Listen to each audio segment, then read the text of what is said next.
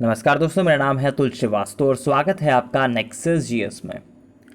Expected topic की series चलाई जा रही है जिसमें आज का जो हमारा टॉपिक है नई राष्ट्रीय शिक्षा नीति है। और उम्मीद है सभी को इस बारे में बहुत अच्छे से पता होगा कि इस टॉपिक से रिलेटेड क्वेश्चंस आपके एग्जामिनेशन में पूछे जाएंगे।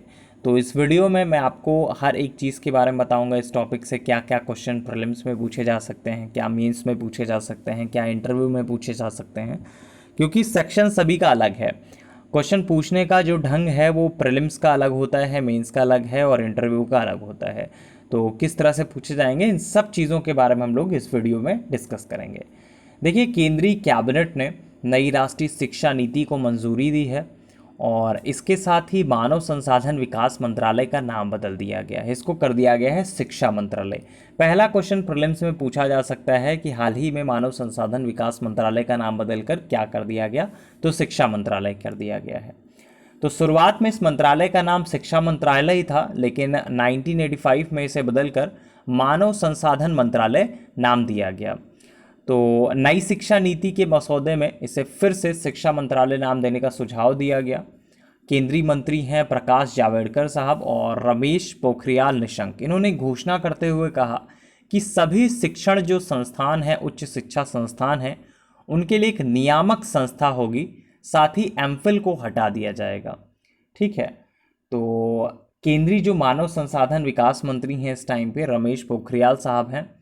तो इन्होंने कहा कि नई शिक्षा नीति शिक्षा क्षेत्र में कई मुद्दों का समाधान करेगी। उन्होंने यह भी कहा कि नई नीति से युवाओं के लिए जो उच्च शिक्षा है वो लेना आसान हो जाएगा।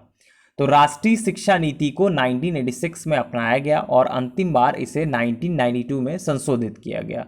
ये आपसे प्रीलिम्स में पूछा जा सकता है कि राष्ट्रीय शिक्षा नीति को अपनाया कब गया था, तो 1986 में, मतलब 1986 में अपनाया गया था और अंतिम बार इसमें संशोधन कब हुआ, 1992 में किया गया। तो प्रकाश जावड़ेकर साहब जो हैं उन्होंने सरकार ने नई शिक्षा नीति को लेकर दो समितियां बनाई थी। एक थी TSR सुब्रमण्यम समिति और दूसरी थी डॉक्टर के कस्तूरी रंगन समिति। उन्होंने कहा कि नई शिक्षा नीति को अमली जामा पहनाने के लिए बड़े स्तर पर सलाह ली गई और इसके लिए करीब देश की 2.5 लाख ग्राम पंचायत, करीब 6600 ब्लॉक और 676 जिलों से सलाह ली गई। लोगों से नई शिक्षा नीति में बदलाव के बाबत राय भी ली गई। पता ही होगा कि इस सर्वेक्षण में करीब 2.25 लाख सुझाव आए थे। उच्च शिक्षा और स्कूली शिक्षा के लिए अलग अलग टीमें भी बनाई गई थी। तो उच्च शिक्षा में प्रमुख सुधारों में 2035 तक करीब 50% सकल नामांकन अनुपात का लक्ष्य रखा गया है। इसमें एकाधिक प्रवेश जो है या फिर निकास जो है उसका प्रावधान शामिल है। नई शिक्षा नीति में 10+2 के प्रारूप को पूरी तरह से खत्म कर दिया गया है और इसको खत्म करके किया क्या गया है, अब इसे 10+2 से बांटकर 5+3+3+4 इस प्रारूप में डाला गया।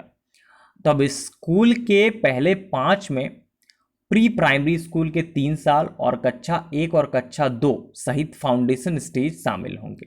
फिर अगले 3 साल की कक्षा 3 से 5 की तैयारी के चरण में विभाजित किया जाएगा और इसके बाद 3 साल या फिर मध्य चरण बोल सकते हैं, कक्षा 6 से 8 और माध्यमिक अवस्था के 4 साल, मतलब कक्षा 9 से 12। इसके अलावा स्कूलों में कला, वाणिज्य, विज्ञान वर्ग का कोई कठोर पालन नहीं होगा। छात्र अब जो पाठ्यक्रम चाहें वो ले सकते हैं। तो उच्च शिक्षा के मद्देनजर कई सुधार किए गए हैं। सुधारों में आपका ग्रेडेड एकेडमिक, प्रशासनिक और वित्तीय स्वायत्ता, ये सारे के सारे शामिल हैं। नई शिक्षा नीति और सुधारों के बाद 2035 तक 50% सकल नामांकन अनुपात या फिर ग्रास एनरोलमेंट राशन पाने का लक्ष्य रखा गया है। जो आपका मल्टीपल एंट्री है और एग्ज़ाम सिस्टम है, पहले साल के बाद सर्टिफिकेट, दूसरे साल के बाद डिप्लोमा और 3-4 साल के बाद डिग्री दी जाएगी। तो नए सिस्टम में रहेगा और 1 साल के बाद सर्टिफिकेट, 2 साल के बाद डिप्लोमा, 3 या 4 साल के बाद डिग्री मिल सकेगी। 4 साल का डिग्री प्रोग्राम, फिर MA और उसके बाद बिना MPhil के सीधा PhD कर सकते हैं। और नई शिक्षा नीति के तहत MPhil कोर्सेज को पूरी तरह से खत्म कर दिया गया है। ये पूछा जा सकता है कि हाल ही में किस कोर्स को पूरी तरह से समाप्त कर दिया गया है नई राष्ट्रीय शिक्षा नीति के तहत। तो MPhil बहुत बड़ा कोर्स होता है, जाना माना कोर्स है, तो ऑब्वियस सी बात है इसके बारे में पूछा जा सकता है। नई शिक्षा नीति में सभी उच्च शिक्षा के लिए एक एकल नियामक होगा, मतलब एक सिंगल रेगुलेटर का गठन किया जाएगा। कई निरीक्षणों के स्थान पर अनुमोदन के लिए स्वप्रकटीकरण आधारित जो पारदर्शी प्रणाली है उसके तहत काम करना शामिल है। क्षेत्रीय भाषाओं में ई कोर्स स्टार्ट किए जाएंगे। वर्चुअल जो लैब्स हैं वो विकसित किए जाएंगे। एक national educational and scientific forum start किया जाएगा, NETF। ठीक है, इसका फुल फॉर्म पूछा जा सकता है प्रीलिम्स में, नेशनल एजुकेशनल साइंटिफिक फोरम। जो चीज़ें नहीं आ रही हैं वो नोट डाउन आप कर सकते हैं। ठीक है, तो एक नेशनल एजुकेशनल साइंटिफिक फोरम शुरू किया जाएगा और करीब देश में 45,000 कॉलेज हैं। ग्रेडेड स्वायत्ता के तहत कॉलेज को शैक्षणिक, प्रशासनिक और वित्तीय सहायता दी जाएगी, स्वायत्ता दी जाएगी। नए सुधारों में तकनीकी और ऑनलाइन शिक्षा पर भी जोर दिया गया है। अभी हमारे यहाँ डीम्ड विश्वविद्यालय, केंद्रीय विश्वविद्यालय और स्वासी संस्थाओं के लिए अलग अलग नियम हैं। नई शिक्षा के तहत सभी जो नियम हैं वो एक समान होंगे सभी के लिए। बोर्ड परीक्षाओं के महत्व को कम किया जाएगा। इसमें वास्तविक ज्ञान की परख की जाएगी। कक्षा 5 तक मातृभाषा को निर्देशों का माध्यम बनाया जाएगा। रिपोर्ट कार्ड में सब चीज़ों की जानकारी होगी। नई शिक्षा नीति में लक्ष्य निर्धारित किया गया है कि GDP का 6% बड़ा हिस्सा है ये शिक्षा में लगाया जाए, जो अभी 4.43% है। ये इंपॉर्टेंट है प्रीलिम्स में।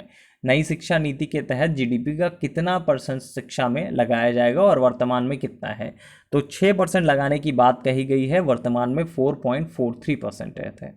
तो अमेरिका की NSF मतलब नेशनल साइंस फाउंडेशन की तर्ज पर NRF मतलब नेशनल रिसर्च फाउंडेशन लाया जाएगा। इसमें न केवल विज्ञान बल्कि सामाजिक विज्ञान भी शामिल होगा। ये बड़े प्रोजेक्ट्स हैं और बड़े प्रोजेक्ट्स की फाइनेंसिंग करेगा। ये शिक्षा के साथ रिसर्च में हमें आगे आने में मदद करेगा। सभी जो उच्च शिक्षण संस्थाएं हैं उनके लिए एक ही प्रवेश परीक्षा ली जाएगी जिसे NTA आयोजित करेगा। ठीक है, तो ये परीक्षा जो है वैकल्पिक होगी, ना कि ज़रूरी। तो इसके अलावा नए शिक्षा नीति में सभी उच्च शिक्षा संस्थानों में संगीत, कला और साहित्य के विषय पढ़ाए जाएंगे। और नई शिक्षा नीति में दुनिया की नामी 100 विश्वविद्यालय में एक कानून के तहत भारत में अपने कैंपस खोले जाएंगे। इन विश्वविद्यालयों को स्वायत्त विश्वविद्यालय की तरह सहूलत भी दी जाएगी। विद्यालयों में आपका संस्कृत को भाषा के तौर पर बढ़ावा दिया जाएगा। 3 भाषाओं के तहत संस्कृत भाषा को भी विद्यालयों और उच्च शिक्षण जो वैकल्पिक भाषा है उनके तौर पर शामिल किया जाएगा। कुल मिलाकर 2040 तक सभी उच्च शिक्षण संस्थानों को बहुविषयक संस्थानों में बदलने का महत्वाकांक्षी लक्ष्य रखा गया है, जिसमें 3,000 या इससे ज़्यादा छात्र शिक्षा पाएंगे। शिक्षा नीति के तहत 2030 तक हर जिले में कम से कम एक बहुविषयक उच्च शिक्षा संस्थान स्थापित करने का लक्ष्य रखा गया है। तो इस नई शिक्षा नीति की सबसे इम्पॉर्टेंट बात यह है कि इसमें रोजगार परक शिक्षा पर विशेष जोर दिया जाएगा। ये वर्ड याद रखिएगा, रोजगार परक। इसके तहत रोजगार परक शिक्षा को सभी विद्यालयों और उच्च जो शिक्षा संस्थान है उसमें अगले दशक के दौरान धीरे धीरे लागू किया जाएगा। 2025 तक कम से कम 50% छात्रों को इन विद्यालयों या फिर उच्च संस्थानों में रोजगार से संबंधित शिक्षा मुहैया कराई जा सकेगी। तो नई शिक्षा नीति को लाने में बेशक भारतीय शिक्षा की जो बदहाली है उसमें सुधार आने की उम्मीद है, लेकिन ये तभी मुमकिन है जब इसका कार्यान्वयन जो है वो सही तरीके से हो। भारत जैसे देश में जहाँ शिक्षा की बदहाली का अंदाजा इस बात से लगाया जा सकता है कि हर 24 छात्र पर सिर्फ एक अध्यापक मौजूद है, जबकि ब्रिक्स देशों में ये आंकड़ा और भी ज़्यादा बेहतर है। इसके अलावा कई शिक्षा नियुक्तियों के बावजूद हजारों छात्र छात्राएं शिक्षा पाने में असमर्थ है। इसके अलावा विद्यालयों में आ रहे सरकारी पैसों का दुरुपयोग और भ्रष्टाचार भी कोई नई बात तो है नहीं। और इस सबको देखते हुए कहना गलत नहीं होगा कि नई शिक्षा नीति की जो घोषणा है वो शिक्षा के सुधार की तरफ सिर्फ पहला कदम है। तो कुल मिलाकर ये था आपका एक पहला स्टेटमेंट बोल सकते हैं नई शिक्षा नीति से रिलेटेड।